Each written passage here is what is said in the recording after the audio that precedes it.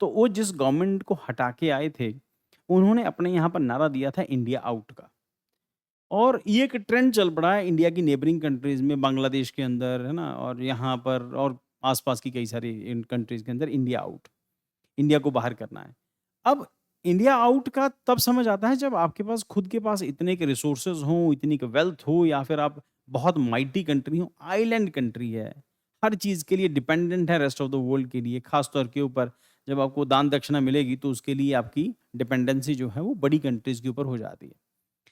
अब इंडिया को मालदीव्स की रिक्वायरमेंट है, वो एक अलग एस्पेक्ट है। उसमें कई सारी चीज़ें हैं। मालदीव्स के साथ हमारे जो रिलेशंस हैं, उसको लेके फिर उसके साथ सेशल्स के साथ हमारे रिलेशंस हैं और फिर लक्षद्वीप में इंडिया की engagement. There are so many thing जिसकी वजह से अल्टीमेटली मालदीव्स को झुकना पड़ा और या फिर ये कि उनके एटीट्यूड में थोड़ी-सी नरमी आई। अब इलेक्शन जीतने के लिए आप जितने मर्ज़ी आप बड़े-बड़े वादे करके आ जाओ, पर अल्टीमेटली जब आप को अपने लोगों की वेलफेयर करनी होती है, तो वो बिना पैसे की नहीं होती। इलेक्शन तो आप नारे लगा के जीत जाओगे, वेलफेयर नारे लगा के नहीं होती। जैसे इंडिया में भी कभी चला था गरीबी हटाओ, नारे लगा के नहीं होना ना, तो उसके लिए आपको काम करना पड़ेगा। काम तब करेंगे जब आपके पास रिसोर्सेज़ होंगे। कुल मिला के आपकी कंट्री की जो इनकम का सोर्स है, वो इंडिया से आने वाला टूरिज़्म है। 70-80% टूरिस्ट इंडियन होते हैं। तो सिर्फ़ टूरिज़्म पर डिपेंडेंट कंट्रीज़ का बहुत बड़ा लंबा-चौड़ा फ्यूचर नहीं होता। इंडस्ट्री वहाँ पे डेवलप हो ही नहीं सकती। मालदीव्स के अंदर इंडस्ट्री कैसे डेवलप हो जाएगी? आइलैंड के अंदर कैसे इंडस्ट्री लगा लेंगे? आइलैंड कंट्री के अंदर। सो अल्टीमेटली उनको इंडिया के साथ रिलेशन अपने बेटर करने थे, तो अल्टीमेटली मजबूरी थी उनकी, करना ही पड़े। तो अभी प्राइम मिनिस्टर मोदी वहाँ पे विज़िट पे गए और वहाँ पर उनको 60th इंडिपेंडेंस सेलिब्रेशन डे के लिए चीफ गेस्ट के तौर पे बुलाया गया था। Maldives in the invitation of Muizzu becoming the first head of the government to visit during Muizu's presidency and participating as the guest of the honor at Maldives' 60th Independence Day celebrations. 60th Independence celebrations, PM Modi participated as a guest of honor. Then उसके बाद release of commemorative stamp marking 60 years of India-Maldive relations और featuring a Uru boat. ये केरला की तरफ चलती है Uru boat, Beypore Kerala and MB Maldives के अंदर विदु धोनी इसको कहते हैं। दोनों अलग-अलग तरह की बोट जो इंडिया में चलती है और जो वहाँ चलती है। केरला वाली बोट और यहाँ वाली बोट। उसके ऊपर स्टैम्प के ऊपर बनी है। Health and disaster relief India gifted 2 Bhishma health cubes. आरोग्य मैत्री initiative can treat 200 casualties, support 6 medics of 72 hours, part of India's neighbourhood first and vision महासागर। तो इंडिया का विजन महासागर, इसको जाके बेटा अलग से इसके नोट्स बनाना, विजन महासागर and part of India's neighbourhood first and vision of महासागर, इसको टारगेट करते हुए इंडिया ने ये गिफ्ट किया है उसको। पहले भी हमारी फोर्सेस वहां पर थी, तो अब इनको था कि खाली करो आप, इंडिया छोड़ जाओ फटाफट यहाँ से। Infrastructure support and inaugurations inaugurated Maldivian ministry of defence building, India ने फंड किया उसको। Handed over 3300 social housing units, India ने गिफ्ट किया उसको। एंड 72 व्हीकल्स एंड इक्विपमेंट्स, ये भी इंडिया की तरफ से गिफ्ट किए हैं उसको।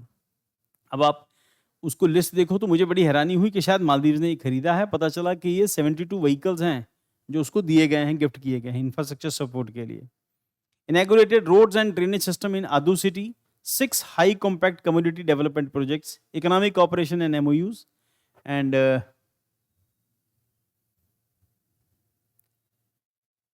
इन extended line of credit worth 4,850 crore, 4850 रुपए का हम लोगों ने उसको लाइन ऑफ क्रेडिट दिया है। Then first ever LOC in Indian rupees, और लाइन ऑफ क्रेडिट जो है इंडियन रुपी में दिया गया, किसी फॉरेन करेंसी में हमने नहीं दिया। देन उसके बाद डेट रिलीफ है, reduced annual repayment of $51 to $29 million. तो ये हमने जो लोन दिए थे, अब वो $51 मिलियन के एनुअल रिटर्न करना था उनको।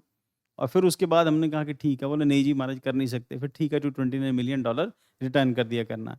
India Maldives free trade agreement, IMFTA negotiation launched, हमारे और मालदीव्स के बीच में फ्री ट्रेड एग्रीमेंट, उसको लेके भी नेगोशिएशन जो है स्टार्ट हो गई हैं। अब इंडिया कोशिश कर रहा है ज़्यादा से ज़्यादा कंट्री के साथ FTA करने का। ग्रीन डिप्लोमेसी है, ज्वाइंट ट्री प्लांटिंग, इंडियाज एक पेड़ माँ के नाम से इंडिया का इनिशिएटिव है, और मालदीव का इनिशिएट है pledge of 5 million trees campaign.